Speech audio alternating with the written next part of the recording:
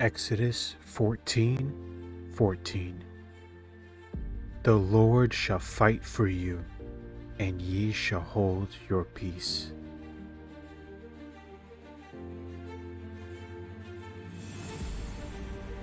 This verse reminds us that some struggles are bigger than our strength, but never bigger than God's. When you stop trying to control everything, you make room for God to work in ways you can't see yet. Hold your peace doesn't mean do nothing. It means refuse to panic. Choosing calm in the middle of a storm is choosing to believe that God is handling what you cannot.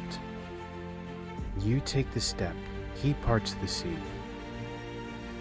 This verse promises that while you remain steady, God is actively fighting for your good, even when it feels like nothing is happening.